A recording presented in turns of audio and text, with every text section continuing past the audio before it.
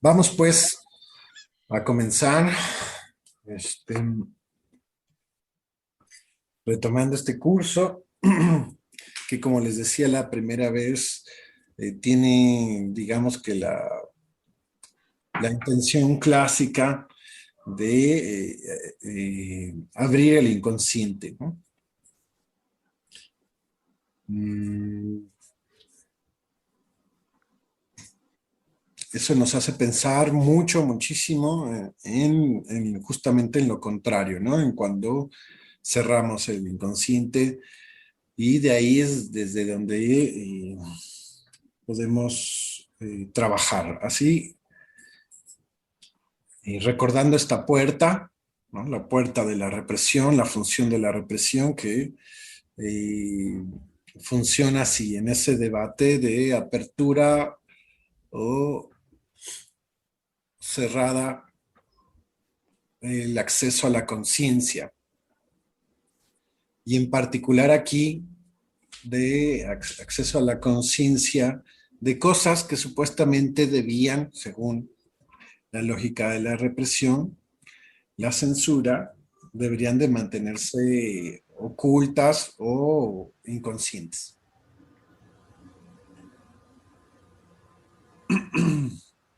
Dice Freud en el texto de Psicopatología de la Vida Cotidiana, en la página 234, en el capítulo 12, dice, cuando desdeñamos una parte de nuestras operaciones psíquicas por considerar que es imposible esclarecerlas mediante representaciones meta, estamos desconociendo al mismo tiempo el alcance del determinismo en la vida anímica.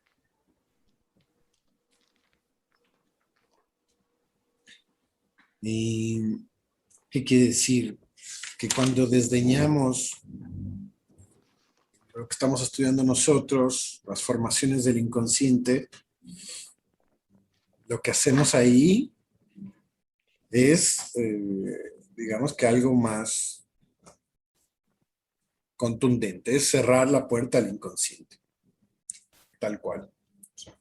Ahí cuando nosotros apelamos a que fue un error, fue un equívoco, no tiene importancia, y lo que hacemos es cerrar el inconsciente. Entonces sabemos por el otro lado que va a haber una insistencia en abrir, en alcanzar la conciencia, eh, y sobre todo si empieza a contar con el apoyo de nuestro deseo, en este caso nuestro deseo de investigar sobre el sentido de nuestras propias formaciones del inconsciente.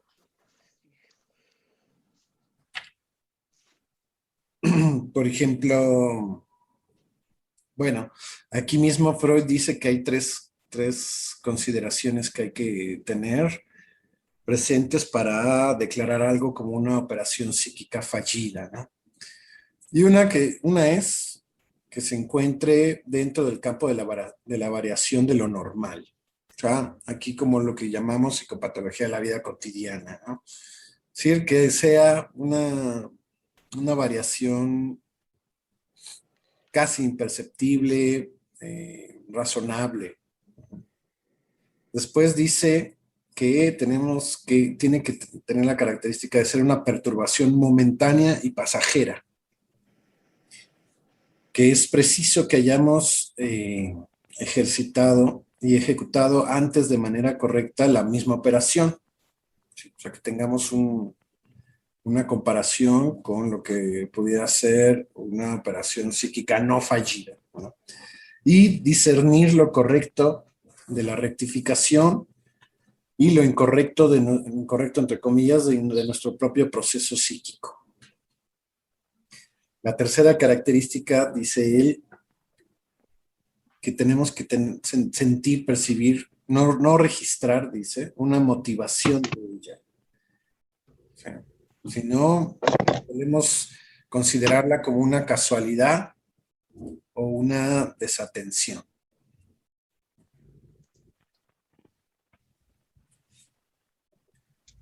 Refiriéndonos a esto en la jerga psicoanalítica, Por ejemplo, Lacan decía que un lapsus, para que sea lapsus, o bueno, aquí una operación fallida, para que sea fallida, tiene que tener esa característica, ¿no? El desconocimiento mismo. O sea, estos indicios de que estaba la represión o está algo de la represión ahí todavía funcionando a pesar del acto fallido. ¿Sí? Y que en el instante no registremos, no lo podamos interpretar inmediatamente. Si no, se trataría de otra cosa y no necesariamente de una formación fallida. Y que se encuentre esto dentro del campo de lo normal, ¿no?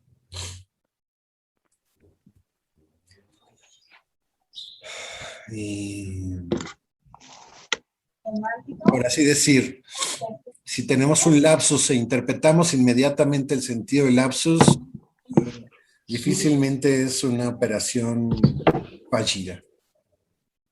Sería más bien una operación como exitosa. Por ejemplo, la vez pasada, a propósito de abrir y cerrar el inconsciente y estar trabajando estos textos,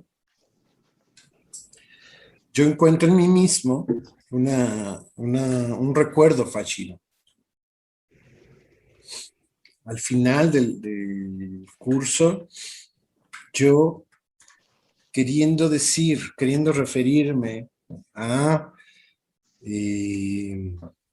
la pintura que se llama El juicio final de Miguel Ángel, que se encuentra en la Capilla Sixtina del Vaticano, dije la Divina Comedia de Miguel Ángel. Entonces,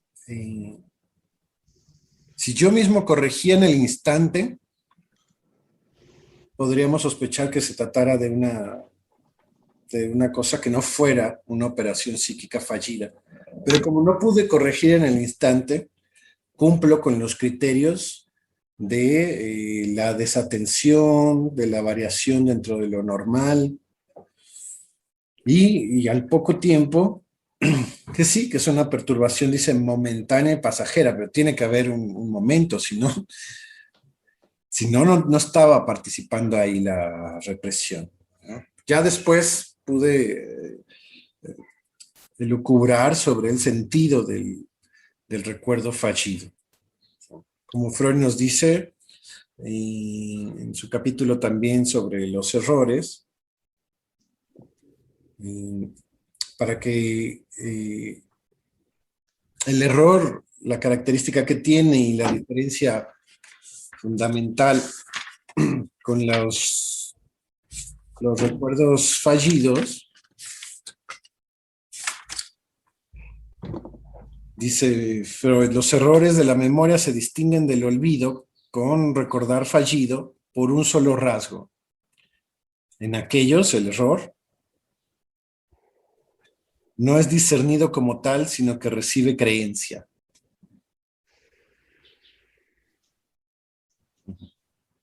O sea, en el recordar fallido, a diferencia del error, tiene la cualidad o la virtud, el plus de la creencia. Es lo que permite que uno no se dé cuenta ahí. No es un error, por ejemplo, el error puede ser atribuido a la ignorancia, pero en este caso evidentemente no, porque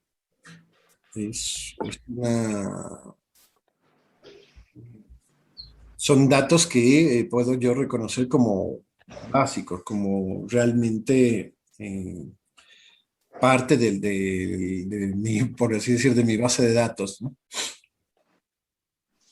Pero, bueno, empieza uno a hacer un análisis de esas operaciones psíquicas fallidas o de este recuerdo fallido, que en otro momento puede pasar simplemente como una equivocación, como algo que no tiene importancia. Y en ese instante es donde está la gran diferencia entre abrir el inconsciente o cerrarlo. Yo lo hubiera cerrado si no hubiera hecho nada, ¿no? Y hubiera desaprovechado, digamos, esa formación para dar cuenta de otra cosa. Y al revés, es para empezar a tomar en cuenta que el instante en el que me pasa es estar dando un curso sobre las formaciones del inconsciente, ¿no? El juicio final, que es el nombre que yo no recuerdo, pero incluyendo a la Capilla Sixtina, es efectivamente sí tendría una relación con la Divina Comedia, porque es un cuadro que se inspira, eso ya lo investigué después, o si no es que lo tenía ahí, pero lo ratifiqué, que es un cuadro que se inspiró Miguel Ángel justamente en el texto de la Divina Comedia. Sí. Pero podría quedarme ahí, nada más, ¿no?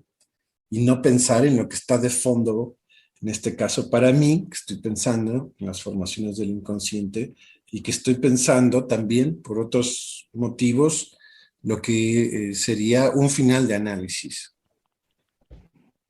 asociándolo con lo que dice Lacan de que un análisis, digamos, implica o consiste prácticamente en hacer de la historia de nuestras vidas un pasaje que va de la tragedia a la comedia.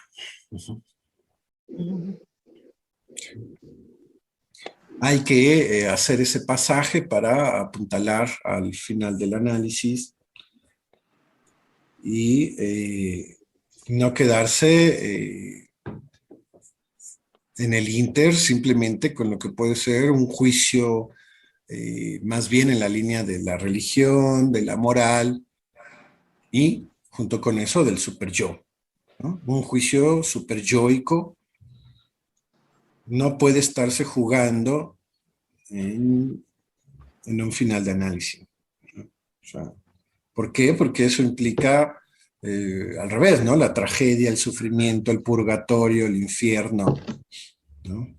O un ideal ahí, del mismo orden superyoico que fuera el cielo, ¿no?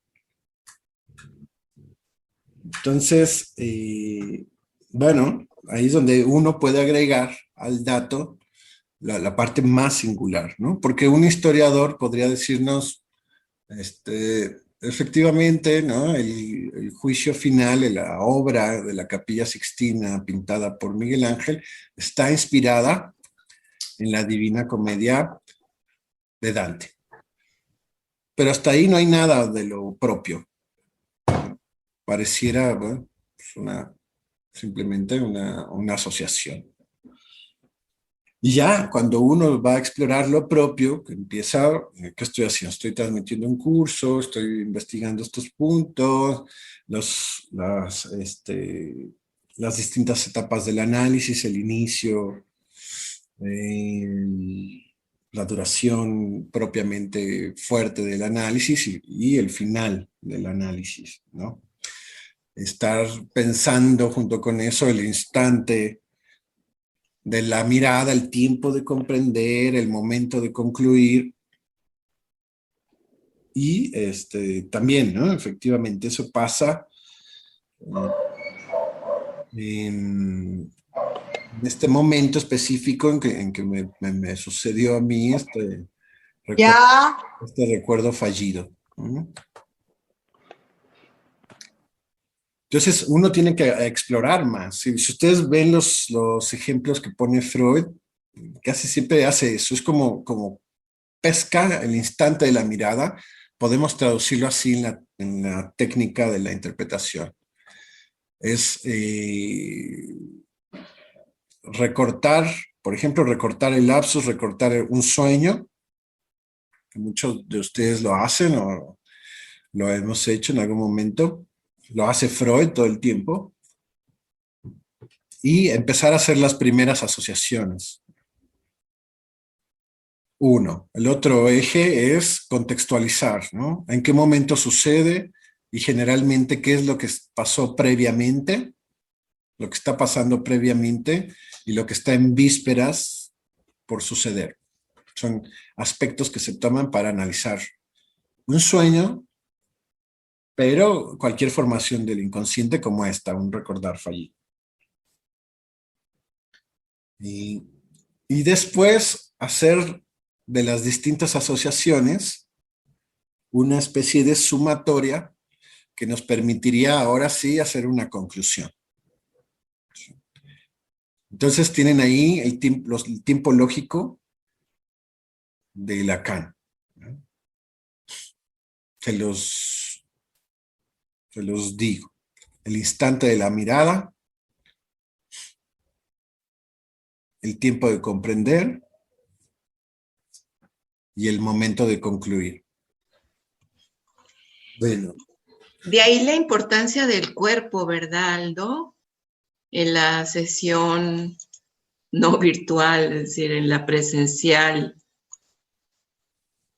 ¿Cómo? ¿Por qué? A ver, explayer. Sí, pensaba en esta importancia en el sentido de que un movimiento puede decirle algo al analista, ¿sí?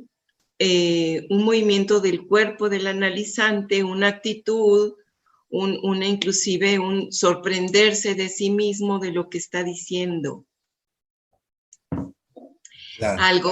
Algo que difícilmente ahora con todo esto de las sesiones virtuales, a menos de que sea escuchado, de que se extienda ahí el discurso, el analizante y que haga ver, bueno, cómo cayó en ese devenir de algo, ¿no? En cuanto a ese recuerdo.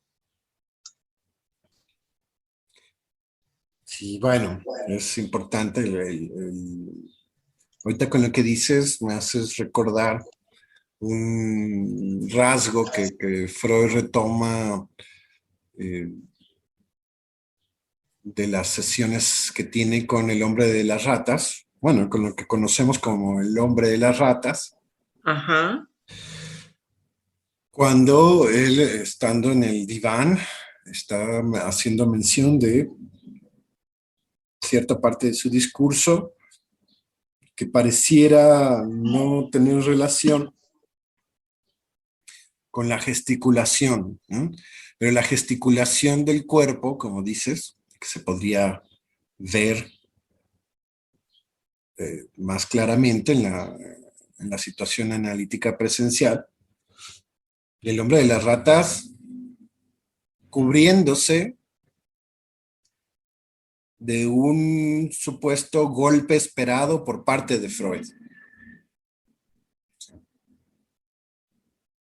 por un lado, ¿sí? Una gesticulación del cuerpo eh, protegiéndose de un supuesto y probable golpe que vendría del lado del otro, en este caso Freud ahí, ¿no?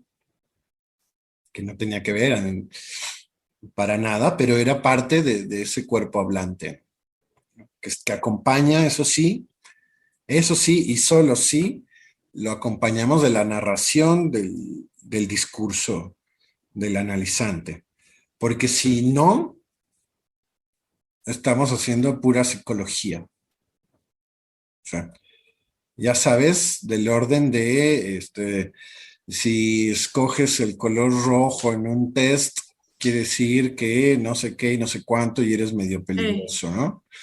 Y que si cruzas los brazos, quiere decir que eres alguien que rechaza al otro y que no sé qué, no sé qué. O sea, que apelan a un simbolismo corporal que tiene un significado en una especie de manual o de diccionario de gesticulaciones. Eso no hacemos Sí, nosotros no. para nada, ¿no?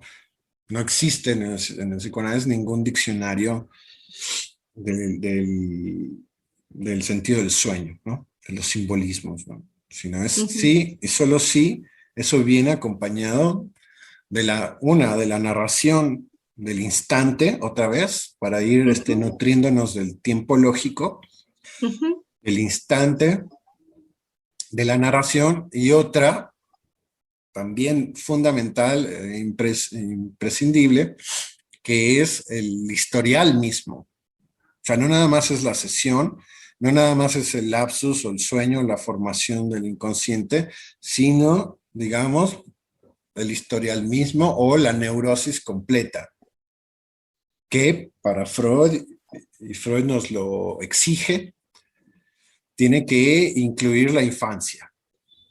Ujú, ¿No? Es decir, para Freud, un análisis completo tiene que llegar a la infancia. O sea, ujú, tenemos que articular la neurosis del adulto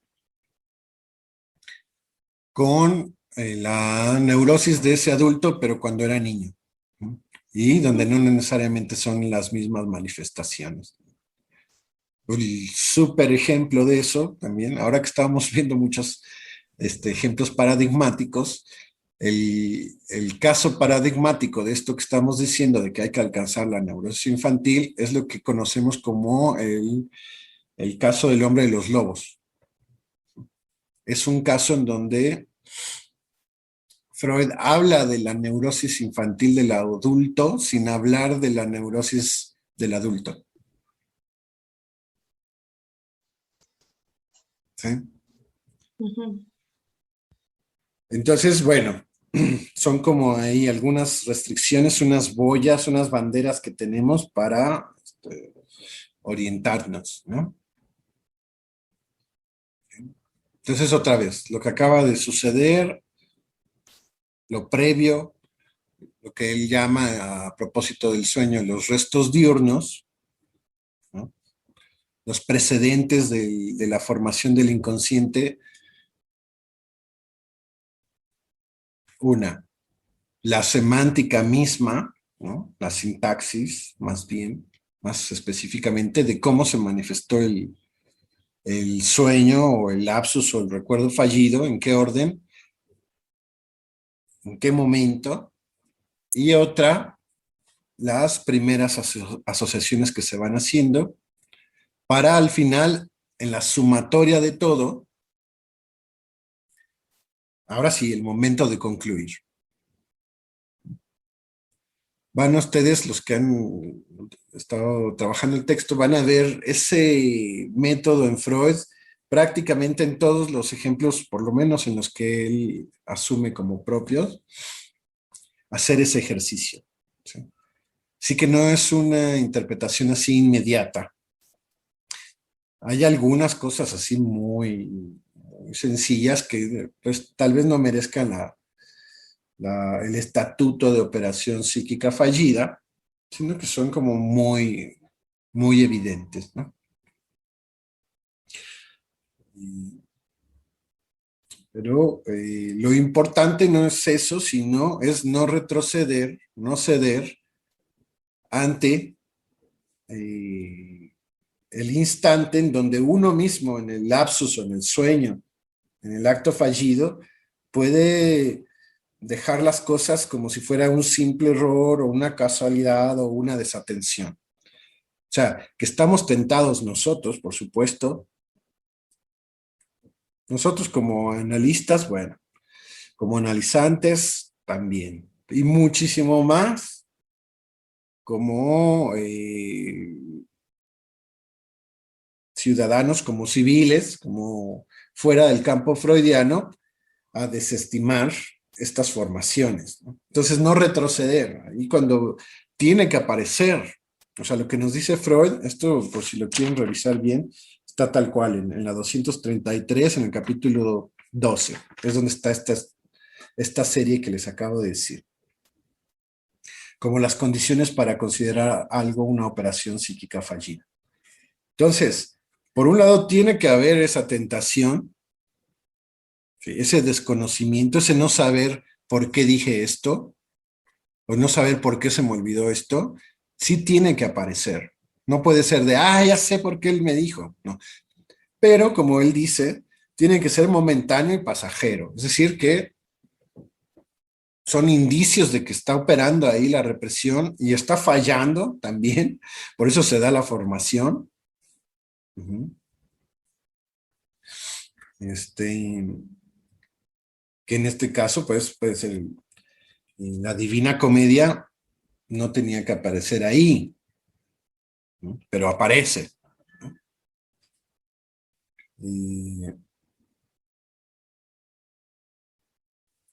Y tiene que haber un momento de desconcierto.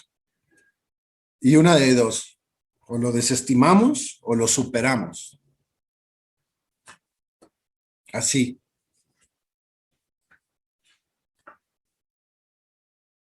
Así de sencillo, ¿no? Y no retroceder. Alcanzarlo y alcanzar la interpretación, aunque nos cueste trabajo. Y si nos cuesta trabajo es porque hay algo ahí. Es decir, que está otra vez ganando la represión y no nos deja alcanzar el momento de concluir. ¿Sí? Entonces nos podemos quedar ya así en el instante de la mirada, quién sabe por qué, seguramente porque estaba cansado, seguramente porque no sé qué, no comí.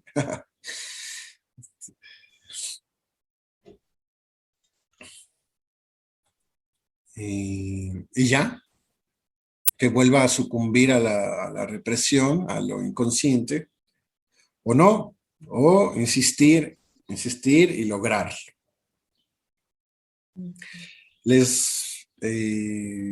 Un ejemplo de esto, a mí ya, en Freud, es un texto que les mandamos sobre el déjà vu de Freud. No sé si alguien lo pudo leer. ¿Lo leyó? Sí.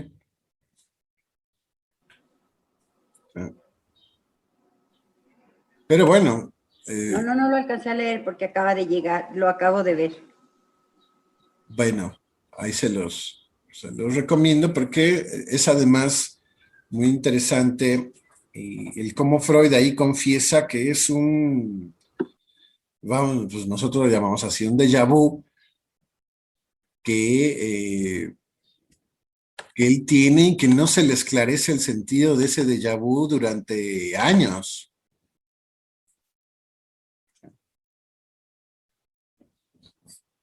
O sea, hasta que en ese momento Freud tiene ya los 80 años, es de sus últimos escritos, se anima y como que se le revela el sentido de su déjà vu, ¿no? El déjà vu en Acrópolis, ¿no? En Atenas.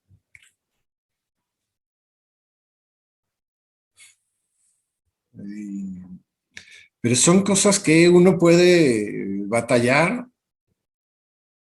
o no, pero hay que decir que quien no batalla nunca es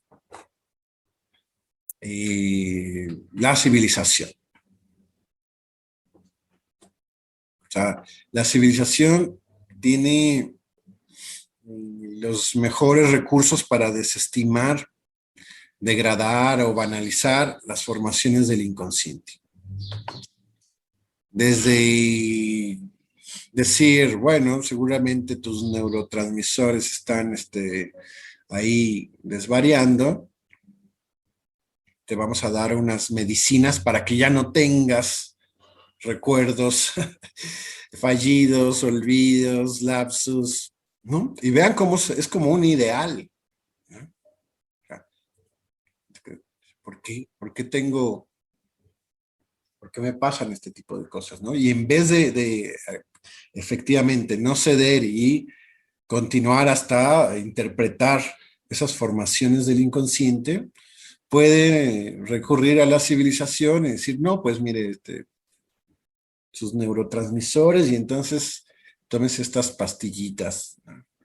O haga estos ejercicios de memoria o coma cacahuates o no me acuerdo qué cosas recomiendan para la memoria.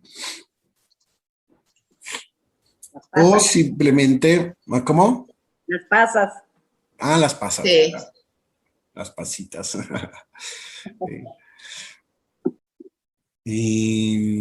O tómese unas vacaciones, señor, seguramente tiene mucho trabajo. pero con el ideal de que eso no debe de suceder, de que es un error, ¿no? Que no debe de suceder. O sea, que la civilización como tal tiene esos recursos que, curiosamente, entre comillas, apuntan a cerrar el inconsciente. ¿Ah? De eso no queremos saber nada, ¿no? Nos parece insignificante, los sueños sueños son, las palabras se las lleva el viento, ¿sí? Entonces, psicoanálisis forma parte de la civilización, o sea que nosotros estamos rodeados de la civilización y rodeados entonces de la función yoica. No, esta, la de nosotros, del sujeto del inconsciente, de qué quiere decir eso, ¿sí? ¿Qué tiene que ver eso conmigo? Con mi deseo, con mi presente y mi horizonte.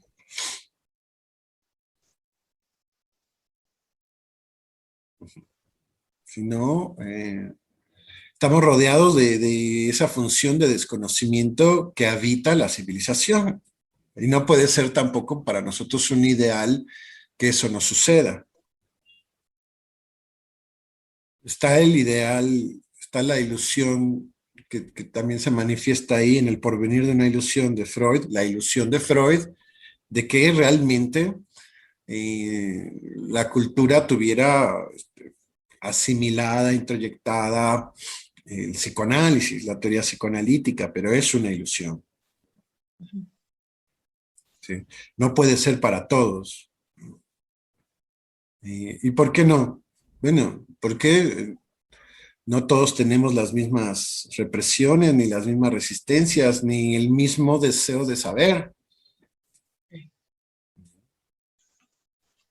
Simplemente, entonces, por reconocer desde la ética psicoanalítica la dignidad de la diferencia, la dignidad de la singularidad, en que no se nos está en ese sentido permitido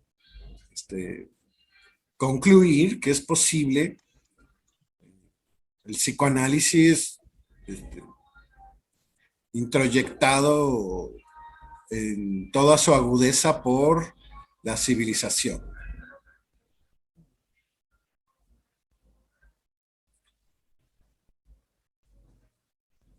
Está pasando una discoteca aquí.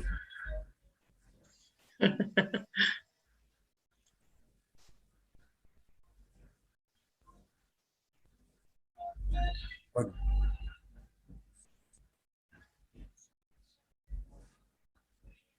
¿Sí se oye la discoteca ya o nada más yo la oigo? Sí, yo sí la escucho. Y se escucha un poco, no así exagerado. Un poquito. Sí, muy poco.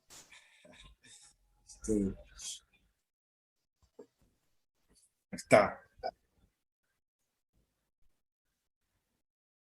Entonces,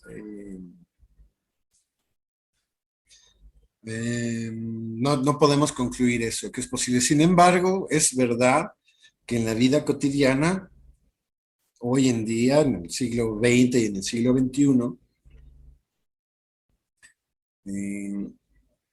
solemos atribuir, ¿no?, un sentido a los lapsus, a los olvidos, a los actos fallidos, a los sueños. Si bien se atribuía desde antes de Freud un sentido en muchos casos a los sueños, no necesariamente así como un sentido inconsciente, ¿no? Igual, anteriormente era más fácil pensar en la línea de la premonición, de los mensajes divinos, es decir, marcado finalmente por un fenómeno cuya responsabilidad se la atribuimos a un otro que nos quiere decir algo, pero que no depende de nosotros, no es responsabilidad nuestra. Y en el caso del psicoanálisis, pues ese otro también va a ser responsabilidad subjetiva. O sea, la diferencia es que en la interpretación de los sueños psicoanalítica o en reconocer un sentido o la figuración del cumplimiento de un deseo en las formaciones del inconsciente implica la responsabilidad subjetiva de la formación misma, por más extraña, ajena, ominosa, no familiar que se nos parezca. Es como decíamos al inicio, ¿quién es el autor de mi sueño? ¿Quién es el autor de mi pesadilla? ¿No? Porque igual y si es un sueño así clarísimo, de los cuales hay que sospechar su inmediata interpretación, y pues no hay problema en ligarlo con el deseo figurado, cumplido. Pero en la pesadilla, no tan fácilmente es localizable el deseo que se cumple, ¿no? Soñar que entran eh, los narcos a la casa y empiezan a asaltar y a someter a los padres, agarrar una pistola y matarlos, es, es responsabilidad, es autoría del otro, del sujeto. Igual y un sueño así no aparece, no puede aparecer en un zacatecano, pero no necesariamente en un noruego, ¿sí? Que entran los narcos a la casa y amagan, ¿no? Es un otro del sujeto. Así Aldo, que cuando hablamos de lo inconsciente es así, ¿de cuál inconsciente hablamos? Sí, de lo inconsciente, pero desde mi subjetividad. Sí, Selva. eh, este, bueno, hablas de, bueno, no es un cumplimiento de deseo tener una pesadilla de este tipo como el que tú Sí es, planteas, pero sí bueno, es un es cumplimiento. una pregunta, pero no también es un cumplimiento de deseo, porque en última Sí es un instancia cumplimiento del deseo. puede estar el deseo de, pues, de que quieres desaparecer precisamente a esos padres o a esa madre o a ese padre o a esta en específico, pues, porque te han hecho la vida de cuadritos, digo, puede ser también un cumplimiento de deseo, ¿no? Es Esa es un, muy buena interpretación. Exacto, pero lo que dice Freud es que hay cumplimiento de deseo. O sea, pareciera difícil encontrarlo, ¿no? Pero si hacemos un análisis, lo encontraremos. Y el camino contrario es toda la oposición que le saltó a Freud ahí, entre propios y extraños, de decir, mire, las pesadillas son la demostración de que su teoría es equivocada. ¿Cómo va a ser posible que una pesadilla implique la figuración del cumplimiento de un deseo inconsciente? ¿Sí? ¿Sí? Y no, como dijiste tú, Selva, al revés, eso puede ser una interpretación de este tipo, pero no sabemos si el analizante tiene el ejercicio suficiente como para reconocer, para empezar, porque acuérdate que tenemos las otras variaciones, ¿no? Represión, negación, censura, denegación, etcétera, de cómo yo no puedo decir que mis padres me hicieron la vida de cuadritos. bueno, sí, pero puede ser en un ejercicio precisamente de trabajo psicoanalítico, alguien que esté trabajando en psicoanálisis, que aquí la represión en un momento dado, pueda ser, bueno, bueno, por decirlo de alguna manera, como abrirse dominar pues esa represión, abrirse esa represión y poder salir este deseo inconsciente que, que pues solamente sale porque es un trabajo en el que se está llevando a cabo en un trabajo de psicoanálisis, ¿no? Claro, pero imagínate si triunfa, deja tú la denegación, pero vamos a ponerlo en 2 grados, ya sea la denegación o el pudor. Empecemos con el pudor. ¿Qué tal si triunfa el pudor de yo no puedo decir o no se puede decir que mis padres, fíjate, extiendo el pudor, que los padres hacen la vida de cuadrito a los hijos y nos persinamos después. No se puede decir eso. ¿Sí? Ahora, vámonos a la denegación. ¿Qué tal si el sujeto sabe efectivamente que le han hecho él, pero puede negarlo conscientemente? Pero en la denegación ahí esa es la estaría denegación. más, perdón, pero ahí en la denegación estaría más clara esta posibilidad de interpretación de que es un cumplimiento de deseo. No, bueno. Entonces ahí el sujeto puede decir, sí, mis papás me han afectado y todo, pero yo no puedo evaluarlos desde ahí, calificarlos desde ahí. ¿Quién soy yo para enjuiciarlos? ¿No? Y desconocer que desconocer abiertamente, porque no voy a juzgar a mis padres por todo el dolor que me han hecho. Y prefiero juzgarlos por otras cosas, ¿no? Como el que me dieron la vida, que me dieron techo y me dieron de comer, ¿no? Y no reconocer que esa parte del sueño, que ahorita dijimos, de los narcos, tenga que ver con una venganza mía, ¿sí? De imaginar que los narcos vienen a matar a los padres, a la casa de los padres a matar a los padres. Y al revés, en el sueño mismo puedo yo defenderlos y matar al asesino y despertar. Y no reconocer la interpretación que hiciste, Selva, de que ahí podríamos localizar la figuración del cumplimiento del deseo, justo en traer a los narcos a la casa de los padres para amagarlos. Pero empieza la censura dentro del propio sueño, ¿sí? Se empieza a corregir, se agarra la pistola, matan al asesino, al narco, y despierta el soñante. Acuérdense que cuando el sujeto despierta es porque no puede mantener más la figuración. Es porque, o sea, cuando despertamos traemos a colación la censura propia de la vigilia.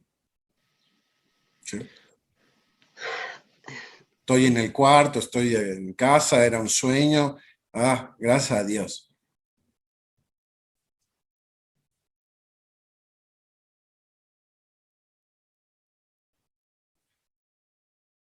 ¿Estás hablando, Selva? Pero traes el micrófono apagado. Sí, no se escucha nada. Bueno. Bueno, entonces, aquí puede haber un cumplimiento de deseo, pero se introduce la censura. Pero mi pregunta aquí es, porque es un sueño, es una pesadilla, es un sueño de angustia, o pensando que puede ser, bueno, recordando el sueño de Freud sobre la inyección de Irma. Ajá. Y todo el análisis que hace así muy puntual de los elementos que aparecen en su sueño, y hay momentos en que, bueno, casi al final de todo este análisis, empieza a hablar precisamente ya del cumplimiento de deseo. Pero aparece en varias ocasiones por un lado, la venganza que hay bueno, de varios de los personajes que aparecen en el sueño. Pero también aparece la culpa de sentir, de haber soñado algo en donde se está vengando, al mismo tiempo que sueña en la venganza. En otro momento del análisis habla no habla de la culpa ni mucho menos, pero algo de sentir pues mal porque había pensado, porque había dentro de su análisis, no, dentro del sueño, había tomado una actitud como de revancha, por ejemplo, con Otto, que es uno de sus, en fin, no recuerdo exactamente cómo, pero están las dos partes. Está la parte en donde está la venganza, y por otro lado está como una especie de culpa, ¿no? Por haber soñado aquello, porque estaba vengando de. Entonces está la ambivalencia esta. Entonces mi pregunta es, este sueño, que es un sueño, dijéramos, es paradigmático, pero no es un sueño, pero no es una pesadilla. ¿Podría estar en el mismo nivel del sueño de la inyección de Irma una pesadilla? Que aparecieran. Sí, lo que pasa es que lo que hace paradigmático al sueño, ese es el análisis que Freud hace realmente. O sea, el paradigma que nos hereda es, digamos, la manera en cómo debemos o podemos analizar un sueño, sea ese, o sea una pesadilla, o sea o el otro. Por eso también les ponía ahí como el déjà vu paradigmático, ¿no? Pero pueden ver que el análisis finalmente es el mismo. Es un poquito lo que les mencionaba al inicio, de qué tiene que contener un análisis, ¿no? Y emparejándolo o valiéndonos también del tiempo lógico. Al instante de la mirada, el tiempo de comprender y el momento de concluir. Este sueño pues, también es tan paradigmático es que hay una placa ahí, ¿no? En la casa donde Freud soñó ese sueño, que dice así, no me acuerdo de la fecha exacta, pero ahí por ahí del 895, tal día, tal mes se le develó al doctor Sigmund Freud el sentido de los sueños. Bueno, sí, a lo mejor no supe plantear la pregunta. Mi pregunta es si puede, en este sueño que tú decías de los narcos que llegan y matan a tu papá, y etcétera, o a tu mamá, o a los dos. No los matan. Hay un cumplimiento de deseo, pero también hay esta represión, este pudor, porque no puedes pensar, es que yo no quiero que maten a mis papás. Pero están la ambivalencia esta de el cumplimiento de deseo de algo que en algún momento dado al soñante podría satisfacerlo de alguna manera, pero que entrara la culpa de haber soñado esto. Sí entiendo lo de que paradigmático es porque es un modelo, dijéramos, de análisis que da Freud. Y, sí, en este sentido. Pero también es paradigmático en este sentido que dices, de que son varios deseos los que se cumplen. ¿Sí? Ponle en una parte del sueño, como lo hace Freud, se cumple esto. En otra parte del sueño se cumple esto. En otra parte del sueño se cumple esto otro. Por eso son deseos inconscientes. Porque la categoría de deseo inconsciente, así como categoría grave, vamos a decir que el deseo con mayúscula es, aquí con cuidado, es y será inconsciente. O sea, es y será inconsciente, porque el deseo está hecho, digamos, de múltiples deseos, ¿sí? Que están en tensión con los deseos infantiles de antaño, los deseos precedentes al día, los deseos del instante del dormir y los deseos proyectados al horizonte. No se pueden reducir a uno solo. es porque no se puede, porque el deseo no tiene una representación, y también esto fundamentado por una cuestión mecánica.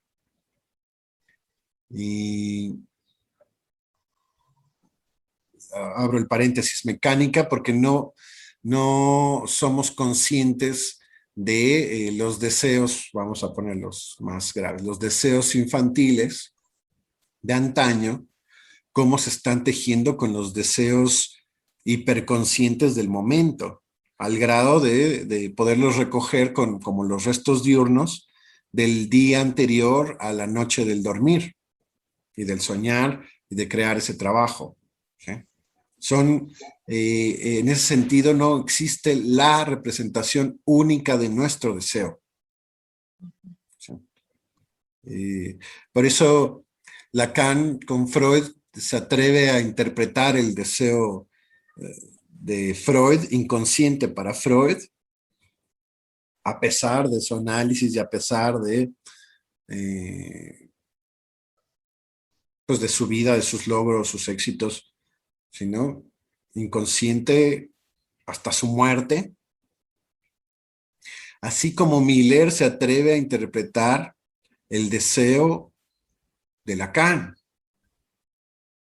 Hay un libro que les recomiendo mucho que es tal cual, si quieren se los paso así como que aparte de nuestro curso, pero que sí se llama El deseo de Lacan. Que habla de eso, ¿no? De si el deseo inconsciente realmente es inconsciente, quiere decir que para el mismo Lacan no podía ser plenamente consciente, sino tenía que ser accesible de manera fragmentada, parcial, múltiple en su vida cotidiana. Ahora sí, ahí sí, 24 horas del sujeto puede estar en un análisis. Un analizante realmente llega, que no podemos pensar un analista sin un analizante. Un analizante es el que cumple las condiciones necesarias para devenir analista. No hay analista sin haber sido analizante. Entonces, un Lacan que se las tiene que ver con los fragmentos, así como dice Selva, las parcializaciones del cumplimiento de sus deseos, en plural. ¿Sí? No puede verlos todos juntos. Y Miller mismo, bueno, hace ahí un intento de interpretar el deseo de Lacan, inconsciente para Lacan mismo, hasta su muerte, y nos deja a nosotros, a su vez, la posibilidad de interpretar el deseo de Miller, él confesando que no va a ser posible para él materializar de manera plena, digamos absoluta, el deseo de Miller. O sea, nos conformamos y en ese sentido volvemos a asumir la falta, la castración, el no todo, con el que nos las tenemos que ver. O sea, ahora puede haber ahí, del lado del yo, del lado de la civilización, un cuestionamiento de, pues, ¿y si no vamos a poder alcanzar la conciencia de nuestro deseo absoluto y único, total? ¿Qué caso tiene acceder a la interpretación o a la conciencia de nuestros deseos inconscientes? Bueno, porque es la única manera, pues. O sea, es posible en la medida en que nos aproximamos, aunque sea parcialmente, y una manera de ganarle terreno a la parcialidad es la continuidad en el tiempo, en el ejercicio. Si lo haces constantemente, bueno, vas a ir ganando terreno. ¿No? Pero si al revés, si sucumbes y dices, bueno, desisto de la interpretación de mi propio deseo, pues menos, ¿no? Que es el camino para cerrar el inconsciente. Con la ilusión de que entonces ya esos deseos nada tendrán que ver en el determinismo de mi vida cotidiana. Eso sería ilusorio. como síntesis sería, como no puedo alcanzar la interpretación absoluta, pues entonces desisto a interpretar las formaciones inconscientes parciales, desestimándolas. Y ahí se abre otro deseo, ¿no? El deseo de que no existan los deseos inconscientes. Entonces se fortalece la figuración, el cumplimiento del deseo de que no existan los deseos inconscientes.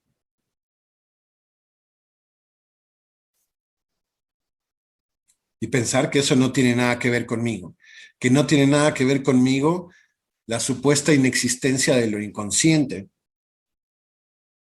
y sus respectivas formaciones en mi vida cotidiana. Lo que tiene que ver con mis síntomas, por más médicos que parezcan, por más fisiológicos que parezcan. ¿Sí? Pero es un deseo que se está cumpliendo ahí. El deseo agréguenle otro, de la inexistencia del psicoanálisis, ¿no? Que valiéndose de la denegación, por ejemplo, o de la prohibición, ¿no? Aquí en esta casa está prohibido tener libros de Freud, ¿no? O en tal librería, ¿no? O la denegación de eso no sirve para nada, eso es esoterismo, etcétera.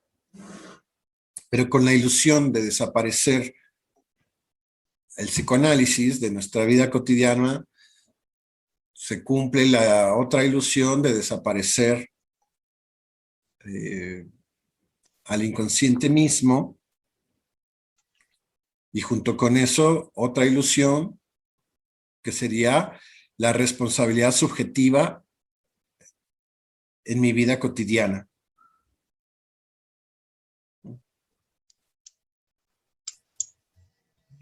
Que es yo no tengo nada que ver con lo que me pasa, yo soy una víctima, por ejemplo.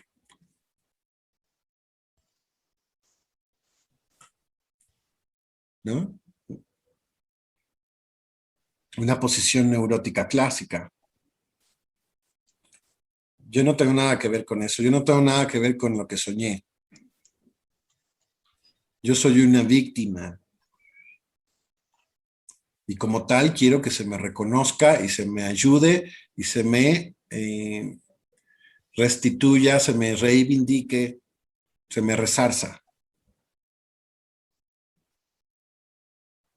Y en esa misma posición se cumple la ilusión o el deseo de que el otro está ahí para completarnos, para corregirnos, para arreglarnos, para reivindicarnos.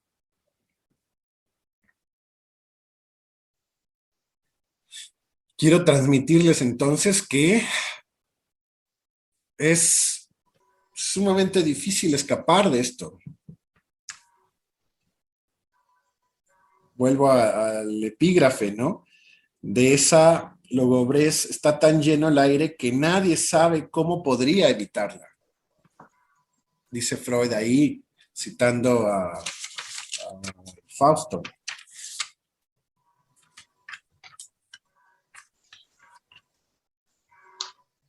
Sí.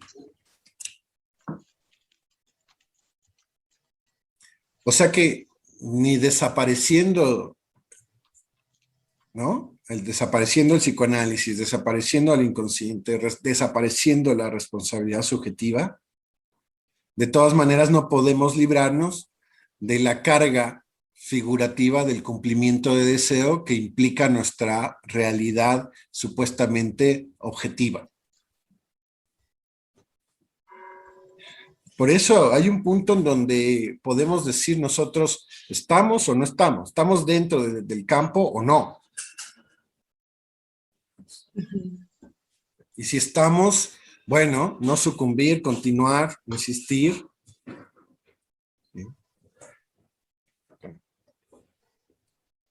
Y renunciar en ese sentido a la tentación de banalizarlo todo. Insistir en la ilusión de que efectivamente somos víctimas y que alguien va a venir a rescatarnos.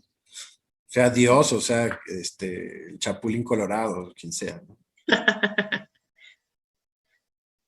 Dime. Aldo. Venga, Olga. Pensaba ahorita en esto de la posibilidad que en el sueño, si pudiera haber rectificación subjetiva en el momento de que, con este ejemplo, ¿verdad? De que los narcos entran y matan a mi padre, a mi madre o a ambos, ¿sí? La posibilidad de que, no, pero entonces yo voy, ¿verdad? Y mato a los narcotraficantes. ¿Podría considerarse esto como una rectificación subjetiva en el mismo sueño? El pasar de ese acto del deseo de que los maten a, bueno, entonces yo los rescato, yo los salvo. Sí, hace rato que lo mencionaba Selva, dije yo, y mata al asesino, pero no, es al narco. Y quien se convierte en asesino es el soñante. O sea, el soñante se convierte en asesino antes de despertar. Sí, pero hay una cuestión. Primero está el deseo de que los padres mueran en manos de ese narco y luego yo voy y los salvo. A eso me refiero, que sí podría interpretarse como una rectificación en el mismo sueño del soñante. No sé a qué te refieres con rectificación, pero sin duda es una desfiguración. O sea, vemos cómo empieza a ganar la censura. Sí. Entonces lo mata, ya está ganando la censura, y lo que nos demuestra que efectivamente era censura es que despierta después. Ya no continúa ahí el sueño, ahí se acaba. O sea, se abrió el inconsciente, empieza a trabajar el sueño, empieza a producirse y se empieza a figurar, efectivamente, y la conciencia durante el sueño empieza a censurar, porque también la censura y la defensa trabaja las 24 horas, aunque falle. Y entonces mata, como dices tú, censura, más o menos la rectificación sería como censurar esa figuración del deseo, no permitir que maten a los padres, pero curiosamente mata al narco y ahí se convierte él en el asesino y nos está mandando el mensaje que el asesino es él, que es lo que pesca Selva, ¿no? En la interpretación de Selva. Dice, es que el soñante quería matar a los papás porque le hicieron la vida de cuadritos. Bueno, no sabemos si le hicieron la vida de cuadritos, pero de que los quería matar parece que sí. Pero corrige, censura, desfigura más, mata al narco, se convierte en el asesino, nos deja la señal, la pista, y despierta. Entonces, sí. Y el despertar es afianzar nuevamente la censura. Poder decir, ay, qué bueno que se trató de una pesadilla. Y ahí sí se le viene, oye, pero es que eso tiene que ver con la figuración del cumplimiento de los deseos inconscientes. Puede ser que en ese momento ni se acuerde. Maestro. ¿Sí, Diana? Maestro, ¿sí me escuchas? Bien. Sí. Fíjese que aquí me suena algo. Por ejemplo, podría ser, también depende con qué sensación o qué emoción el soñante despierte, ¿no? ¿Qué sensación o qué emoción le dejó toda esa situación? Porque, por ejemplo, tomando el ejemplo que usted está diciendo, que matan a los padres y entonces yo voy y mato, bueno, el soñante mata a la persona que los mató, ¿no? En este caso el narco. Pero si yo al matar al narco siento una sensación de satisfacción, de goce, de satisfacción, de decir, ay, lo pude vengar, podría decirse que en ese caso no necesariamente sería así como lo hablábamos la otra vez, de matar de manera simbólica, no necesariamente a los padres totalmente, sino tal vez una característica de ellos, como una idea de ellos nada más que me reprime, y al yo ser su salvador o su bueno, el soñante en este caso, su salvador o el vengador, y me deja esa sensación de satisfacción. Puede ser que sea porque yo les estoy queriendo matar algún aspecto y al mismo tiempo les quiero hacer ver algo al salvarlos de eso que a ellos les está, que yo lo veo mal y que me causa a mí conflicto. Podría ser, ¿no? También depende mucho de Sí, qué sensación se exactamente. tenga, ¿no? Es muy bien, Diana, porque en un sentido más amplio, según lo que veníamos trabajando, efectivamente es una licencia, ¿no? El sueño te da una licencia para matar, una justificación racionalista para matar. Y en ese sentido, eh, cumplir el gusto por matar, ¿no? Velado por la licencia. Efectivamente, en el fondo se cumple en el sueño el gusto por matar.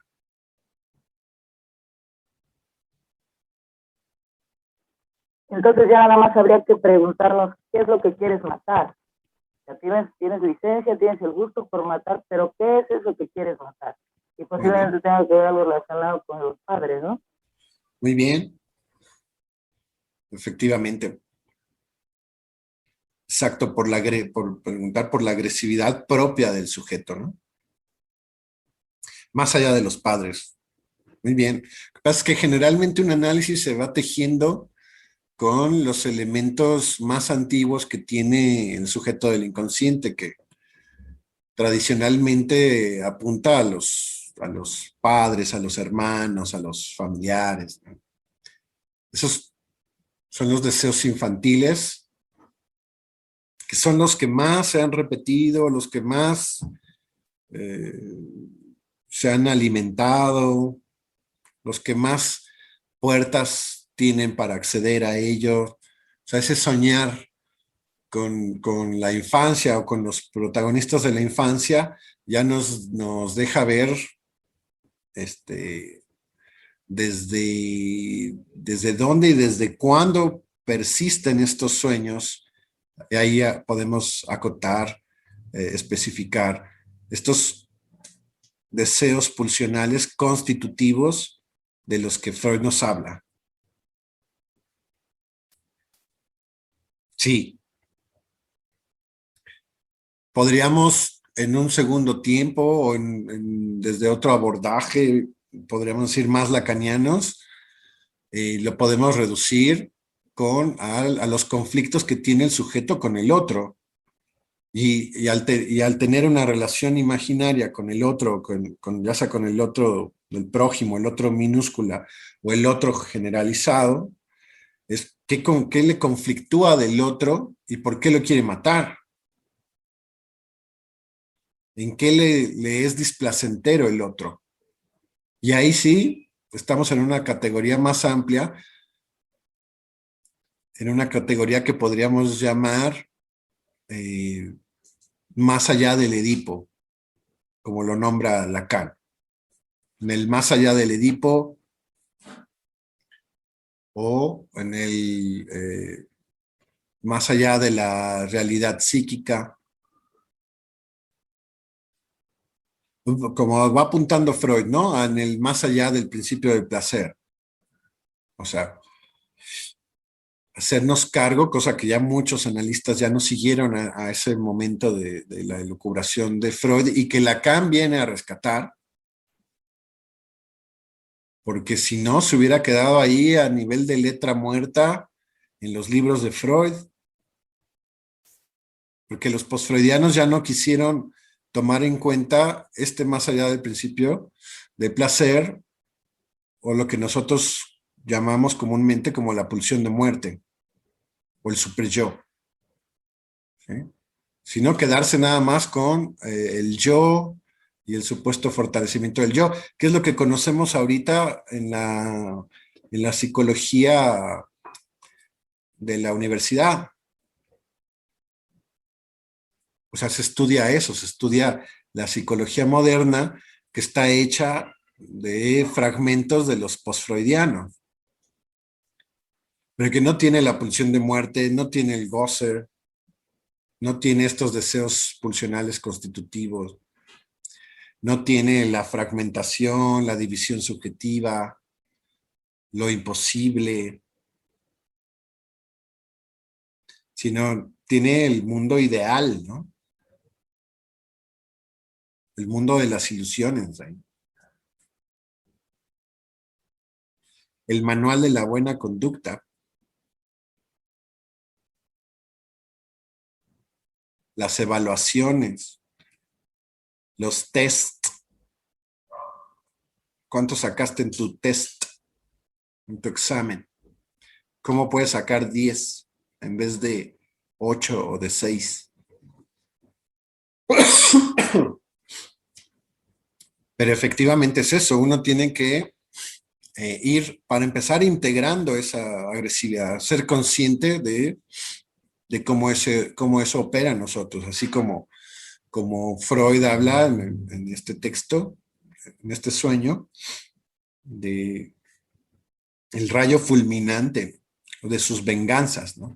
Nadie se escapa ahí de sus venganzas, y al mismo tiempo la figuración de que él tiene razón, y en ese momento, pues, es muy importante porque es un Freud contra la civilización, donde ahí donde la civilización quiere cerrar la puerta a lo inconsciente, Freud la quiere abrir, y abriéndola así, que los sueños tienen la figuración del cumplimiento de los deseos inconscientes.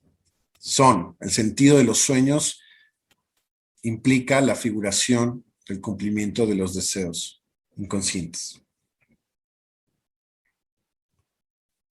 En contraparte de, pues, nada, los sueños son y no merecen nuestra atención. No merece que dediquemos una semana para estudiar el texto, ¿no?, de Freud. Desdeñarnos. No sé si les ha pasado, pero de parte de la civilización nos llega o nos llegó en su momento esos argumentos que nos incitaban a desistir de estudiar psicoanálisis. Argumentos racionalistas que nos decían: no estudies psicoanálisis. Por eso decía que hay casos, hay lugares donde está prohibido que estén los textos del psicoanálisis o que se estudie tal cual psicoanálisis. En la universidad misma, en la Universidad de Psicología, van a encontrar muchos maestros que les digan que no es conveniente, que no es necesario. Maestro, pero yo creo que eso se da porque muchas personas no entienden cómo se desarrolla el psicoanálisis, no saben aplicarlo. Yo he visto que muchos maestros no quieren enseñar eso porque no saben cómo aplicarlo y no saben cómo enseñarlo. Entonces, por eso prefieren que mejor no estudie psicoanálisis. Bueno, es mi percepción. Sí. O sea, podemos decir efectivamente que son sus propias resistencias, su negación, su propio principio de placer, ¿no?, del maestro, su figuración del cumplimiento de su deseo, de que no va por ahí, ¿no?, que ese camino nos lleva a la responsabilidad subjetiva, y no, tal vez el maestro quiere hablar de cosas que sean totalmente objetivas, ¿no?, que no tengan que ver con la subjetividad, con la responsabilidad.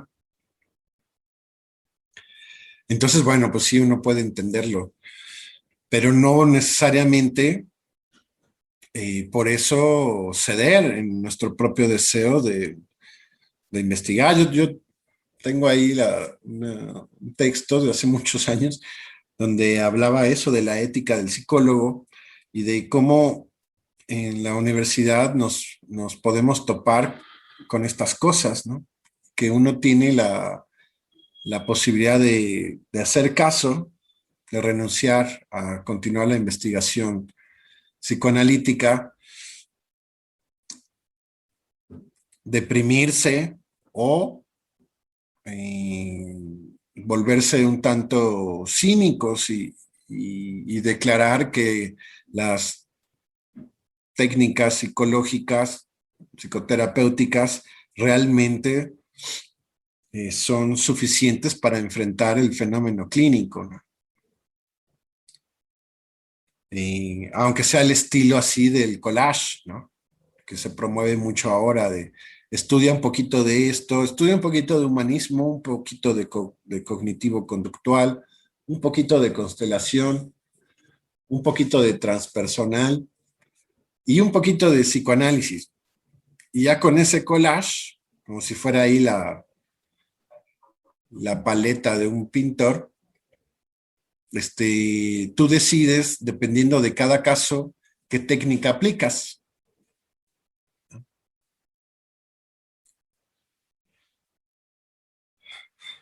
O al revés, apelando siempre o por el otro lado, apelando a lo multidisciplinario, ¿no? O sea que siempre vas a tener que consultar a un médico, a un psiquiatra o a un sociólogo, etcétera. Y no hacerse cargo plenamente de estar en el terreno freudiano, ¿no? En el campo psicoanalítico y avanzar en el análisis. Sí, por supuesto en uno y en un segundo tiempo en el otro, en el analizante, donde no es tan próximo ni tan visible el final del análisis. A diferencia de las psicoterapias, en donde pueden dejar per se más claro en qué momento terminará el tratamiento, ¿no? ¿Cómo le llaman? Sí, pero cuando dicen que ya se cumplió el motivo de la demanda, ¿no? Que ya se cumplió el motivo de la demanda. Vamos, que tiene un conflicto con un novio y logra separarse del novio y se termina la terapia, ¿no?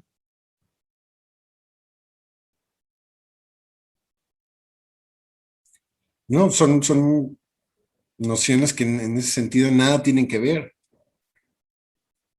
con el psicoanálisis.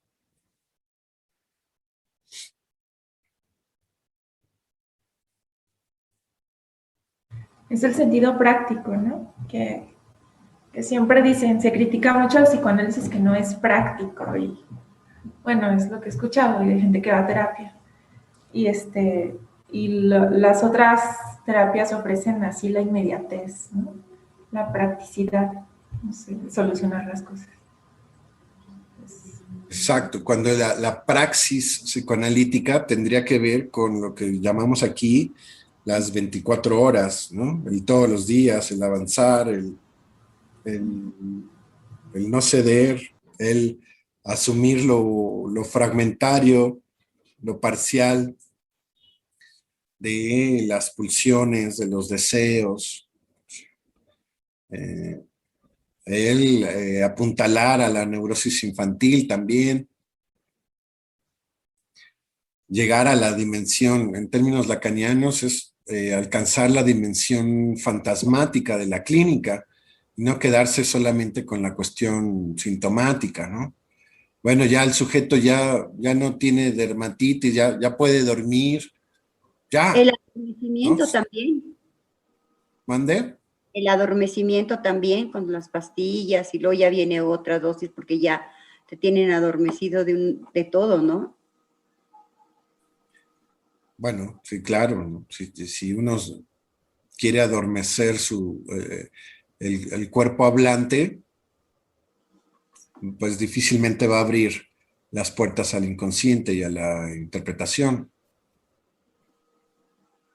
Cuando la praxis, efectivamente, al revés, o sea, la práctica, ahí cuando se le dice que no es práctico, es al revés, es que realmente se convierte esto en una práctica que se practica todo el tiempo, no práctico en el sentido de lo lo fugaz, de lo específico y pasajero, ¿no? ¿No? Por ejemplo, cuando hablan del aquí y el ahora y se le achaca al psicoanálisis estar analizando el pasado, no se dan cuenta que sobre todo la práctica psicoanalítica, digamos que es un preparatorio para el futuro. Ni siquiera es el aquí y el ahora, sino es lo que está por venir. O sea, cuando Lacan pone al inconsciente en el futuro,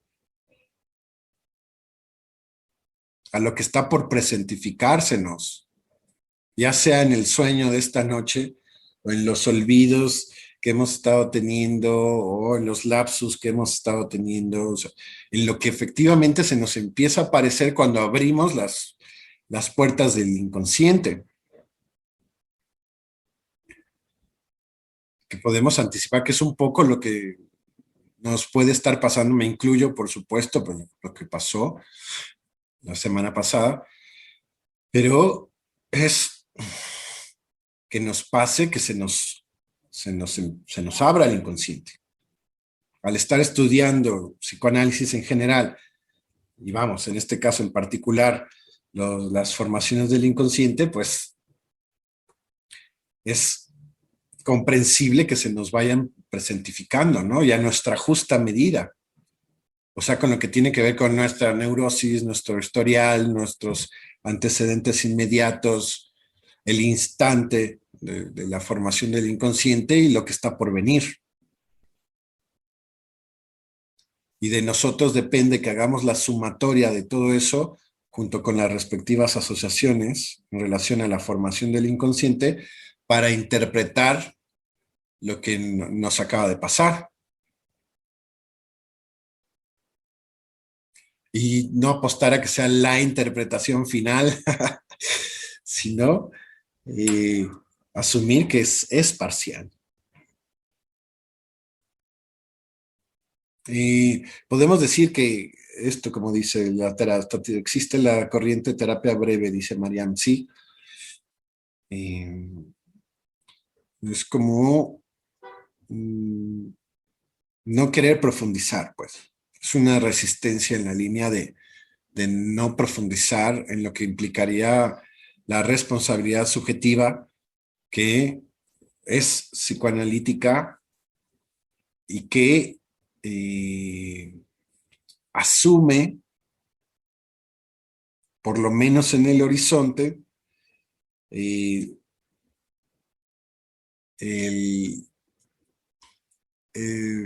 poder practicar la singularidad absoluta.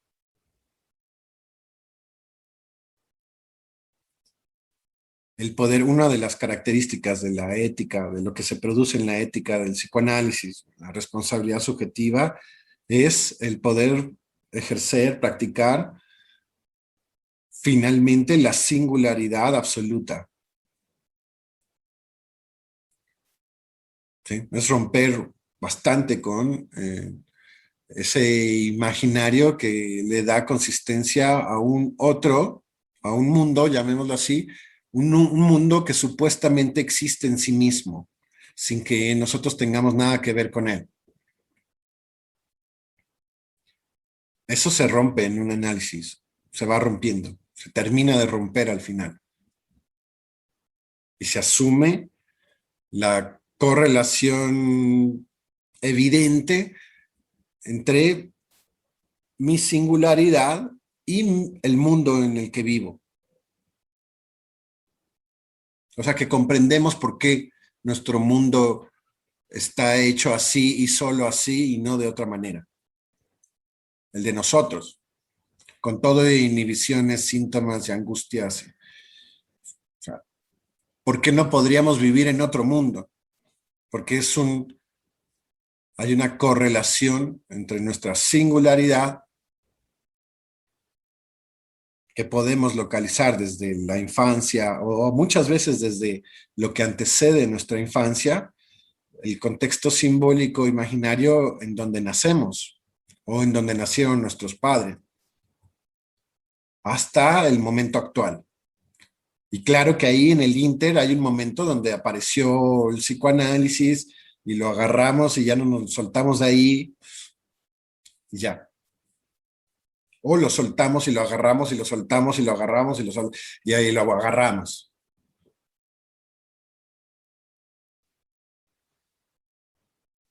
Hay un momento donde uno, a propósito de la singularidad y la responsabilidad subjetiva, donde uno puede asumir que de no ser por nosotros el psicoanálisis no existiría en nuestra vida.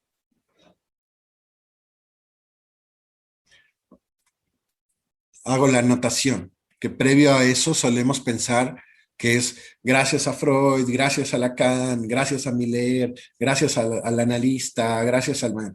Pero hay un momento en donde el agradecimiento no puede ser para nadie más, sino para uno mismo. Porque si no es por nosotros,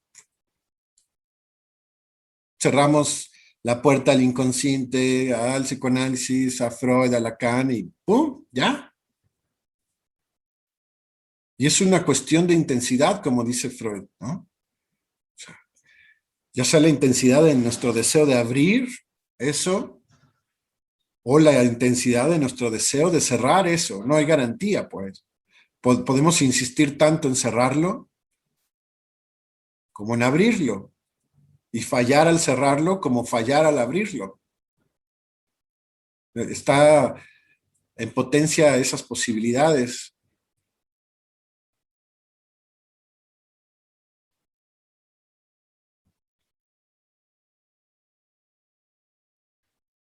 Entonces, bueno, pues es la singularidad implica una diferencia absoluta con el otro.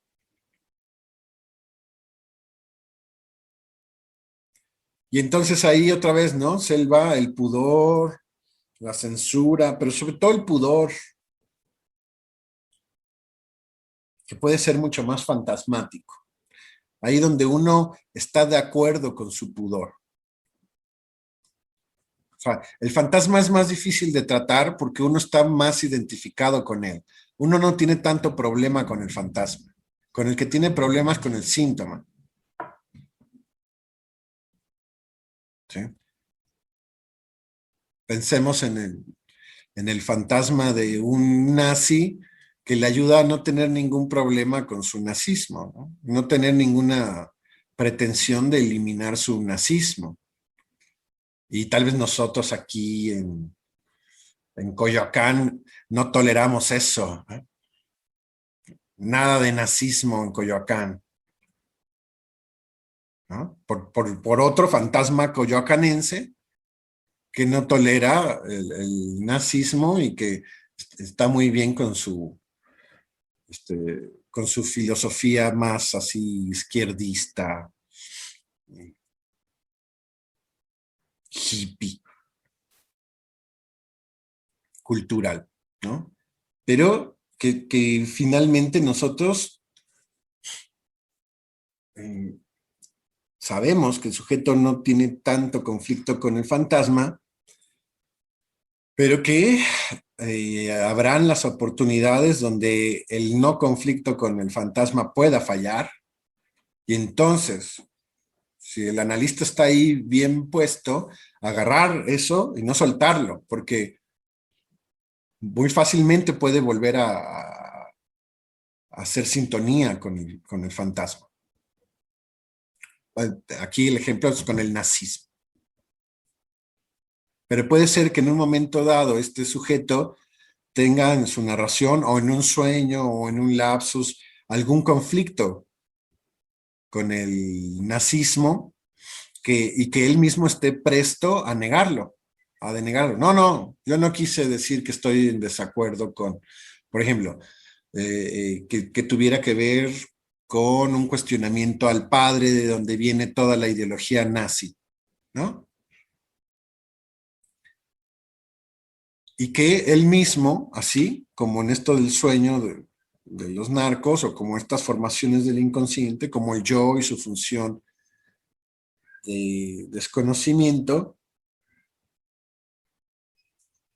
el poderío de la negación, Es decir, sí, yo soñé eso, pero nada tiene que ver conmigo, punto, ¿no? La negación. Y, y recupere su sintonía con su fantasma nazi. O sea, su gran identificación con el discurso nazi.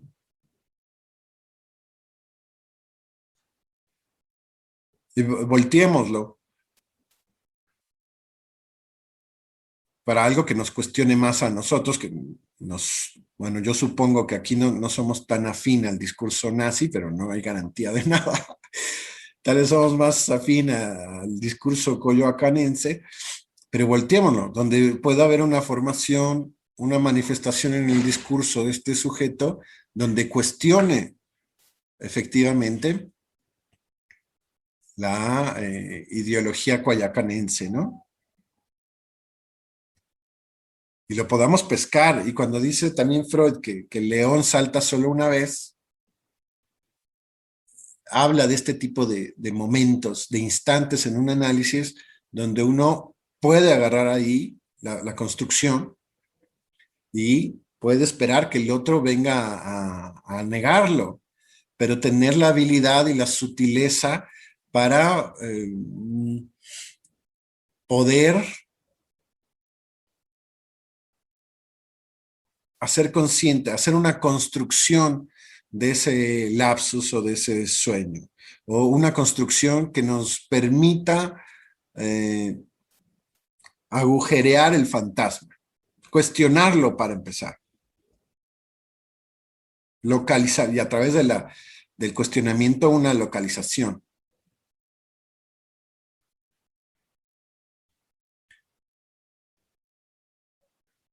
Porque decimos, al final, cuando hablamos de atravesamiento del fantasma, es que ni siquiera esas van a ser consistentes ya para el sujeto. Queda librado de esas superidentificaciones, llamémoslas positivas a nivel de lo singular. O sea, positiva para el sujeto nazi y positiva para el coyoacanense. Pero en los dos casos se trata de una identificación positiva. O sea que no quiere soltar. Y podemos decir, y no está listo para soltarlo, pues, ¿no?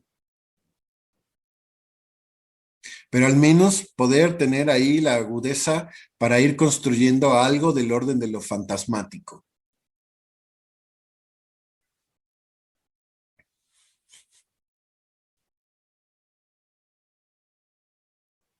Y otras formas de entender lo fantasmático es como el microscopio con el que el sujeto mira, ¿no? La ventana con el que el sujeto observa el horizonte, la graduación de sus lentes.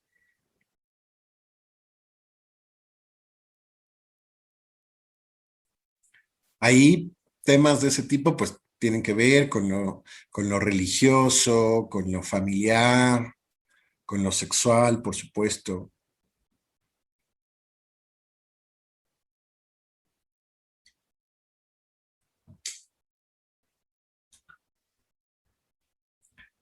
Que el sujeto no quiere cuestionar, que está de acuerdo con eso. Puede haber gente que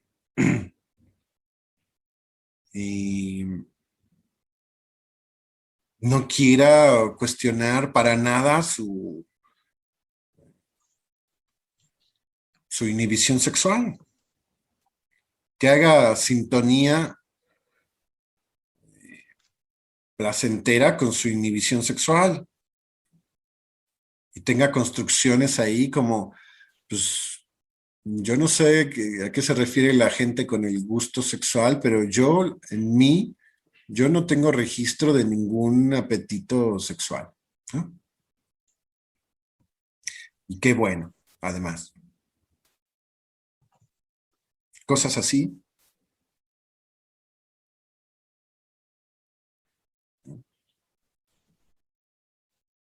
Y banalizar las consecuencias de eso o desarticular con su responsabilidad subjetiva las consecuencias de eso.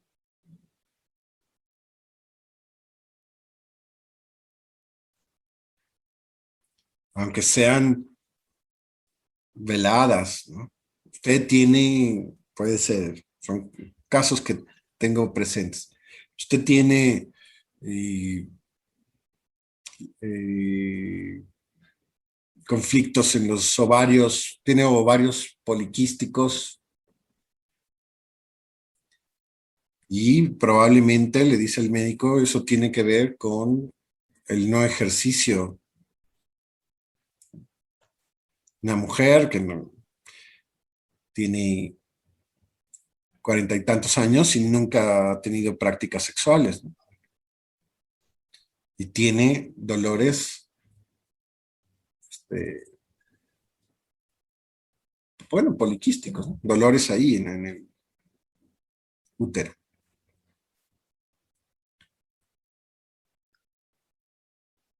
Y no, o cualquier otro tipo de cosas, ¿no? Como no tener pareja, como pensar que eso no tiene nada que ver, digamos, con su suerte en el amor, ¿no? O pensemos en el nazi, ¿no? Que eso no tiene nada que ver con su desinterés en el viajar a otros lados, como los gringos, ¿no? Que eso sería otro fantasma, si lo pensáramos así, en términos muy colectivos, pero de la cantidad de estadounidenses que no salen de su país, ¿no? Y no por problemas económicos, sino porque no tienen un interés en eso. Y puedes parecerles a ellos normal, objetivo, etcétera.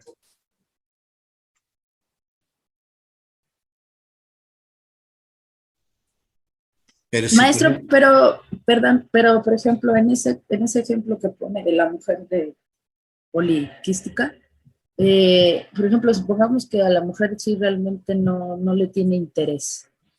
Y hace rato usted mencionó que no hay que ser multidisciplinarios. Hay como que, no sé, bueno, igual es mi percepción, habría como una contradicción porque si se supone que inconscientemente la persona, bueno, perdón, conscientemente la persona no está interesada, porque realmente no le interesa, está interesada en cosas más espirituales, más mentales. ¿Por qué entonces tendría que crearle su físico, esa existencia de la necesidad sexual que provoca los quistes en sus ovarios, si realmente para esa persona no es importante?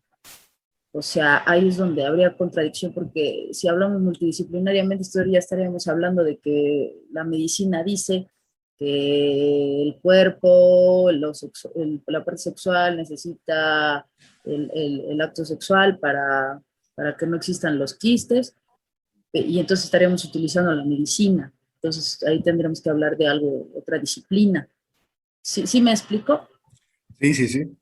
Entonces Sí, no, ahí pero lo médico ahí termina, ¿no? Como una opinión meramente, no llega a lo fantasmático, que es lo que sería lo psicoanalítico, de por qué, cuáles son las razones por las cuales esta persona rechaza, digamos, su propia sexualidad,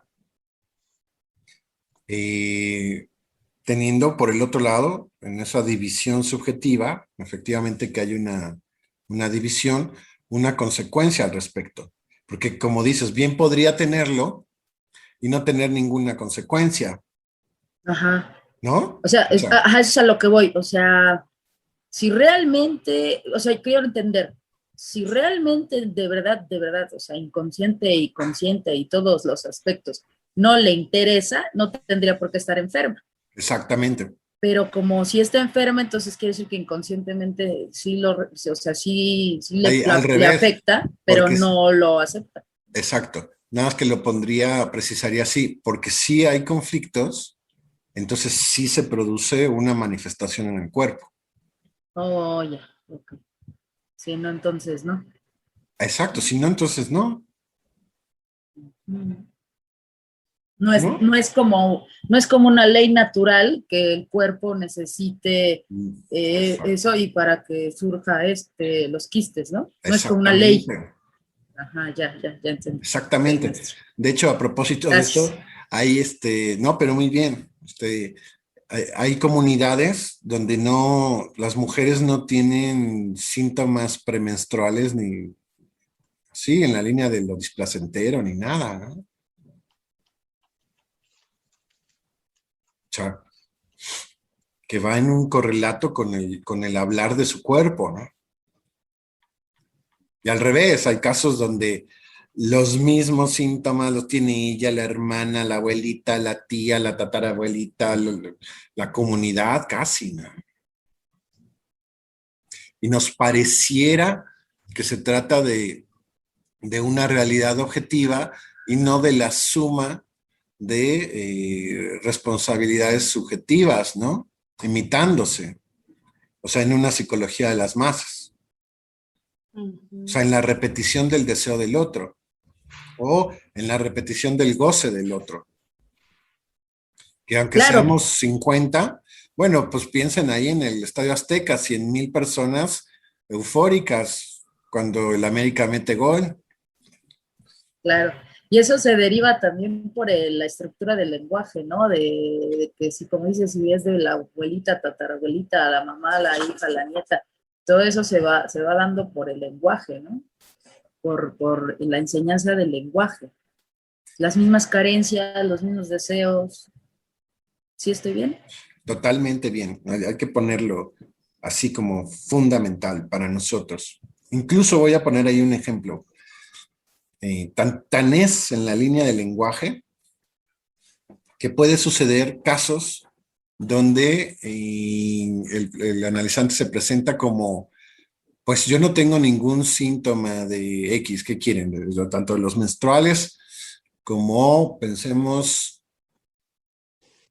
en enfermedades autoinmunes, ¿no? Pero la abuelita sí, el tío sí, la mamá sí.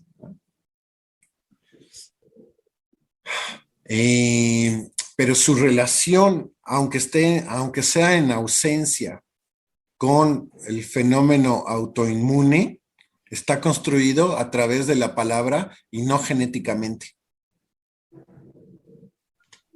Se vuelve más una sugestión psíquica que una predisposición genética. Y yo ahí tengo una pregunta. Sí. Esa estructura del lenguaje adquirido, es decir, la influencia en la psique solo se da a través de la estructura del lenguaje adquirida, o también hay otra, una influencia per se por la forma, por la estructura del lenguaje. No sé si me explico. A ver, extiéndete. Sí, sí te pesco, pero extiéndete. Es decir, que ahorita estaba hablando la compañera de esta forma como se adquiere cosas a través del lenguaje, a través de la mamá, de la abuelita, pero no hay también una influencia en la psique simple o una relación del sujeto de la estructura simplemente del lenguaje con la psique del sujeto, la forma de funcionar ese lenguaje. Esa es la base. Eso es como de cajón, es la forma en cómo funciona ese lenguaje, es de cajón. Aquí, Aldo, tal vez me puedo ampliar. A ver. Estoy pensando en todas estas cosas de la metonimia, de la sinestesia, en donde hay un juego ahí entre los sentidos y el lenguaje, casi, pues no, es decir, vaya, que es una función exclusiva de la forma como se manifiesta el lenguaje. Sí, pero le agregamos el imaginario, que en este caso sería como el contenido de cada una de esas significaciones, ¿no? Eso imaginario que sostenemos con el cuerpo, efectivamente, ¿no? Con el cuerpo. Ya no nada más es el lenguaje, sino es la relación del imaginario implicado en esas palabras y el cuerpo vivo de cada uno de nosotros que sostiene la construcción, la verbalización o el padecimiento de eso. Está bien, ¿no? Y lo que pasa es que nosotros nos las vemos con ese imaginario también, ¿no? No nada más con la estructura del lenguaje propia de la posibilidad del inconsciente y del psicoanálisis mismo. Pero se me ocurría, a ver, sigue. No, sí, es que yo tenía esa duda, ¿verdad? Esa conexión. ¿Cómo es que en el psicoanálisis se maneja esta cuestión de la influencia del lenguaje tan decisiva? Pero ya me queda clara. Sí, es determinante y lo que quiero transmitirles, tiene que ver con esto que se me ocurre, es el más allá incluso de lo genético, de lo cromosomático. Sí. A propósito de las enfermedades autoinmunes, de la diabetes, del cáncer. Maestro, en el chat les compartí un link de un video que encontré en YouTube que explica del lenguaje, cómo es adquirido a través de lo que dice Lacan.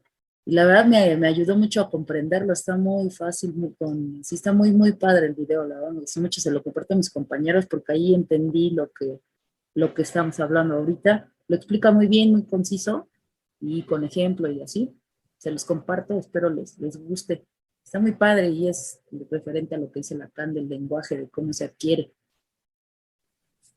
Bueno, no sé, no lo conozco, pero por lo menos continuamos con este otro video que está en vivo, que estamos haciendo aquí, y que no se me vaya este ejemplo de lo cromosomático. Por ejemplo, alguien que nace, son ejemplos también que pone Freud, alguien que nace, por ejemplo, sin mano, ¿no? Como para hablar de esta expresión de que la anatomía, la biología, la anatomía determina el futuro, hace destino.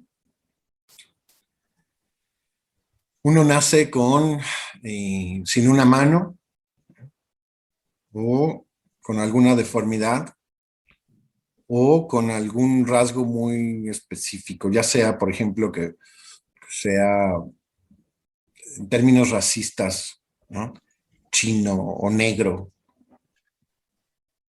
o pelirrojo, ¿no?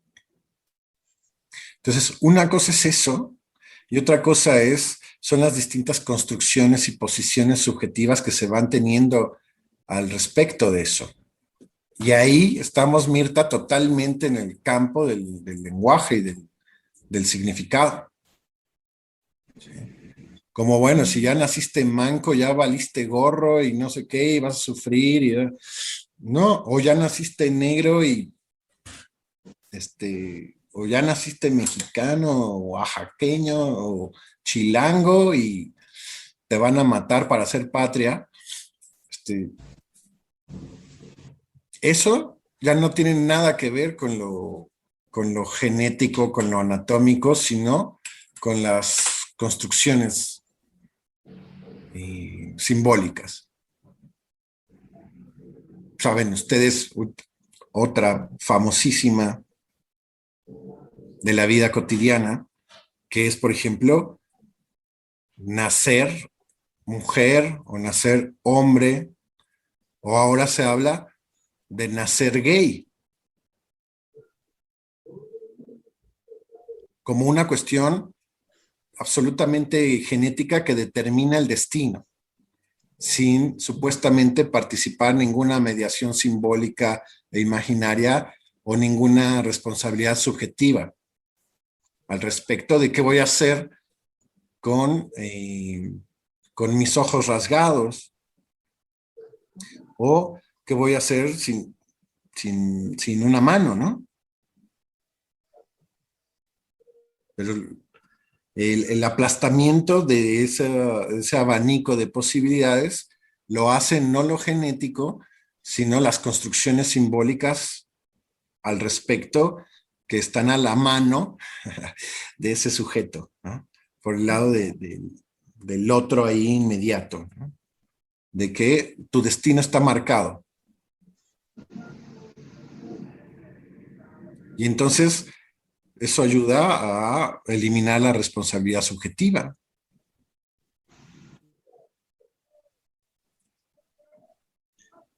Hay muchos casos ahora que se piensa mucho la homosexualidad como una cuestión de nacimiento,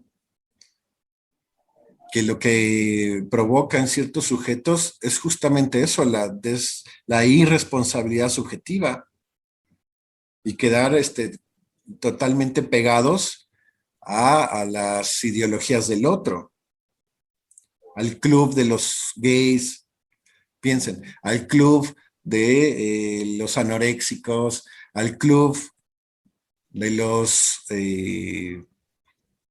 autoinmunes, ¿no? Y se van a las páginas a ver cuál es su destino, eliminando su responsabilidad subjetiva de qué hacer con eso.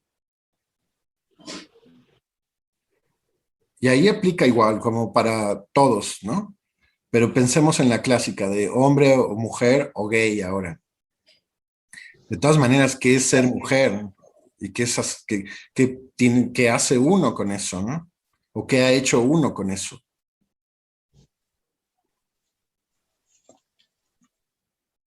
Pero no está escrito. Y si está escrito por ciertos sujetos que nos anteceden, que tienen una influencia en nosotros y que por lo tanto es posible de destituirlos.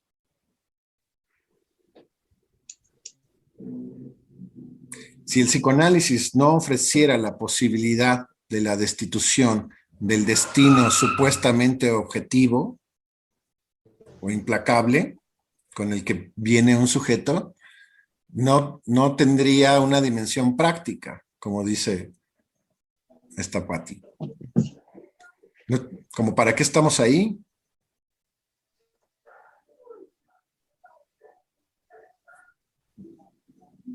Le diríamos, es un designio divino, Señor, sométase, ¿no? Ya.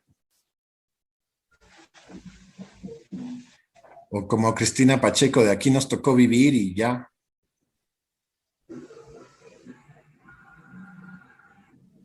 Bueno, todo esto tiene que ver con el que si uno abre el inconsciente o lo cierra, pero en la medida en que más lo cierra y menos lo abre, menos posibilidades hay de la rectificación subjetiva y de la modificación del mundo exterior a tal grado que nos permita sufrir menos.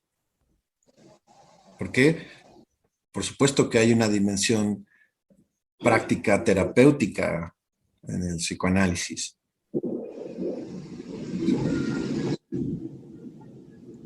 Y que tiene que ver con el sufrir menos.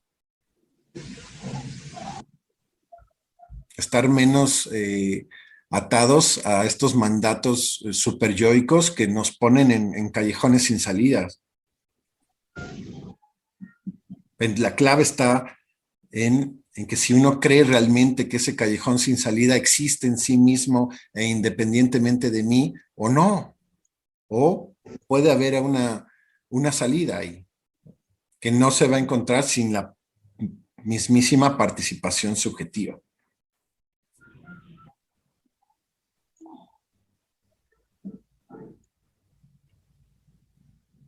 Ahora, en el otro hay intereses para que pensemos lo inmodificable del mundo, exterior e interior, y también en nosotros mismos hay intereses para pensar que eso no se puede modificar y que entonces lo que más nos conviene es la resignación, la sumisión, la parálisis.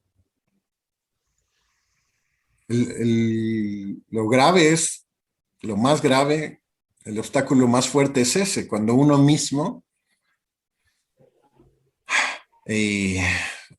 se plantea así las cosas.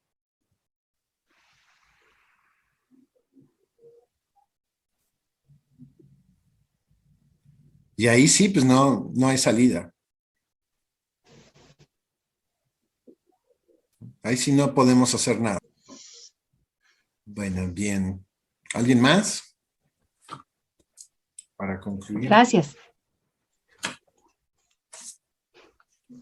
Bueno, pues entonces, si están de acuerdo, podemos dejar allí y yo sé que hay compañeras que tenían vacaciones o que la próxima semana pueden tener vacaciones, pero mi propuesta, ya que Vero les puede mandar la grabación